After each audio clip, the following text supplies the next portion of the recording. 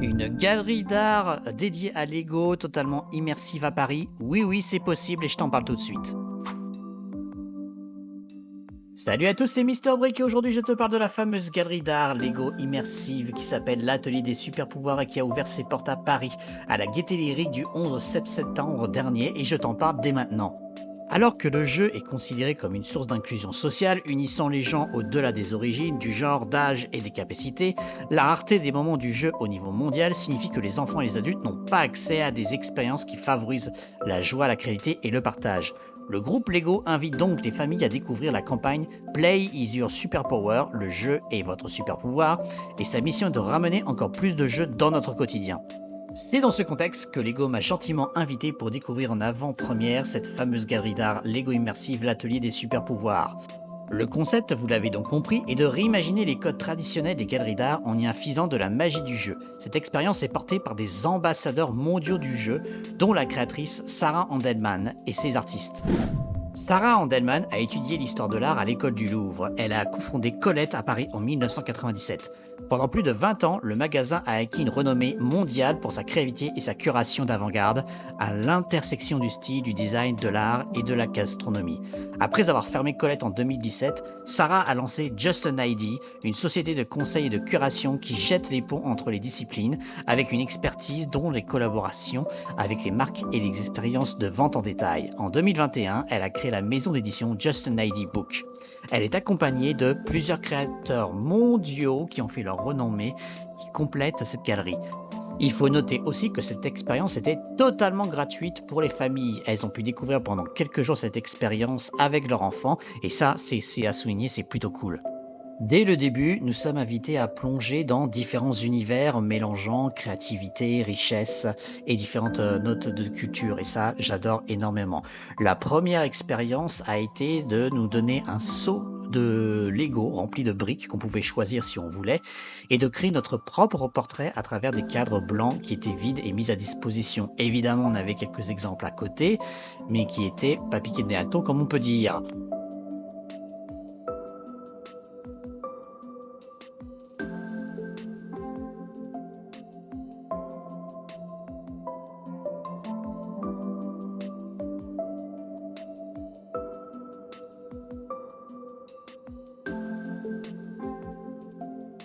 J'ai pas pu m'empêcher, évidemment, j'ai pris mon temps et j'ai donné toute ma créativité que j'avais pour faire un formidable portrait digne de la Joconde. D'ailleurs, vous pouvez regarder, la ressemblance est à s'y méprendre, franchement. Je sais pas quoi vous en pensez, mais je trouve que Léonard de Vinci n'a qu'à bien se tenir. Par la suite, nous étions donc invités à découvrir les trois univers hauts en couleur des trois artistes internationaux que je vais vous présenter. Mais avant cela, petit message habituel, n'hésite pas à laisser un petit like, un commentaire et à me dire quel univers t'as aimé le plus, ça m'intéresse énormément et ça soutient la chaîne, donc merci beaucoup. Le premier univers qu'on a été invité à découvrir est donc la forêt of Wishes, la forêt des souhaits de Chen Fenwan. En vous promenant dans une forêt éthérée, vous n'êtes pas seulement un visiteur, vous êtes un bâtisseur de rêves. Vous êtes invité à exprimer votre gratitude envers la nature et à utiliser votre super pouvoir de jeu pour construire une graine Lego qui viendra s'ajouter à la forêt. Faites un vœu, ajoutez votre création et contribuez à faire pousser cette forêt de vœux.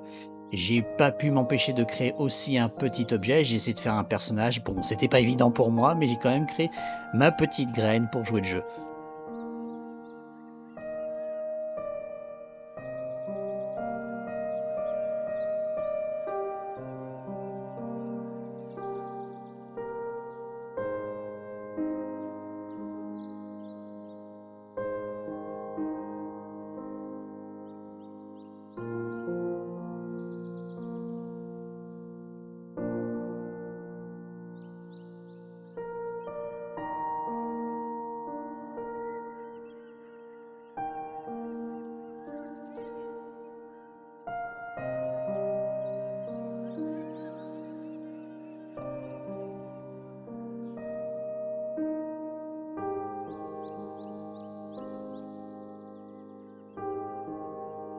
Chen Fenwan est diplômée de l'Académie des Beaux-Arts de Guangzhou. Chen Fenwan associe la technique du papier découpé chinois et l'art contemporain. Elle cherche à briser les frontières multidimensionnelles de l'art par le biais des matériaux. Chen associe ses expériences personnelles aux souvenirs publics pour créer une résonance émotionnelle collective. Elle a été saluée comme la meilleure artiste du papier découpé de la génération post-90 en Chine. Par la suite, nous étions invités à entrer dans la salle remix d'Aurélia Durand, Cocorico, une artiste française, où une expérience numérique interactive nous invitait à libérer notre créativité artistique, j'ai envie de dire, pour mélanger, peindre et remixer les œuvres d'Aurélia afin de donner vie à notre propre création sur les murs. Franchement, c'était vachement bien. Et d'ailleurs, je ne sais pas si jamais elle tombe sur cette vidéo, on sait jamais, il y a peut-être une chance sur 1 milliard. Coucou, je t'adore, j'ai vu ton Insta, donc voilà.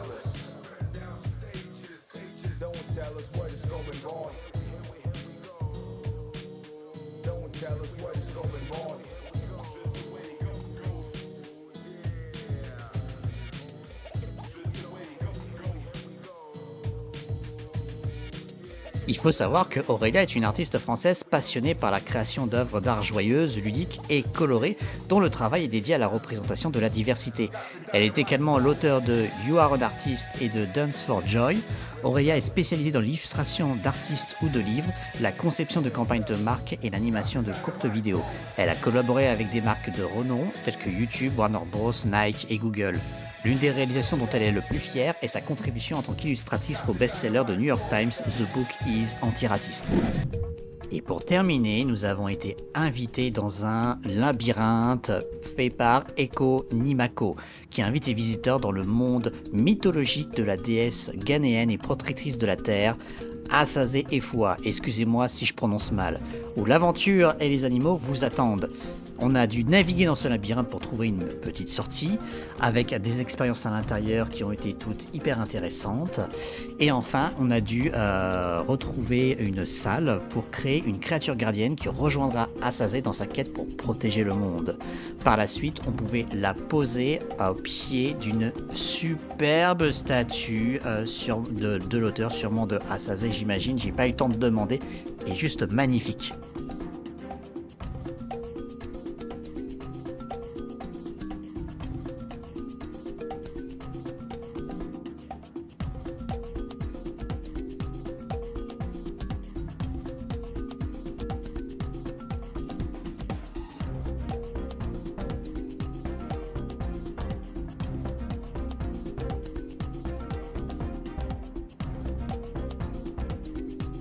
Il faut savoir que Eko est un artiste ghanéen-canadien qui expose à l'échelle internationale.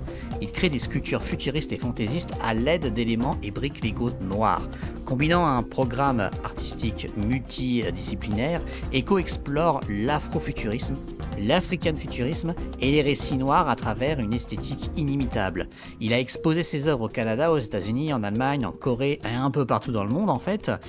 Ses œuvres ont été acquises par la TD Bank Corporate Art Collections, la collection Affaires Canada Visual Art Collections, l'Urban Nation Museum for Urban Contemporary Art, la Seneca Permanent Collection et l'Aga Khan Museum Permanent Collection.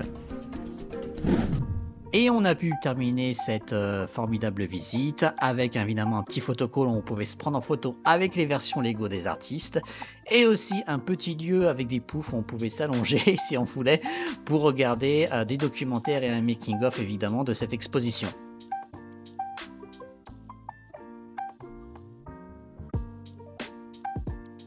Franchement, j'adore l'initiative en général, je trouve ça hyper bien d'inviter justement les enfants à découvrir l'art via le spectre des Lego. Ça permet vraiment de l'ouverture d'esprit, de la créativité et ça franchement j'encourage énormément ayant des enfants moi-même.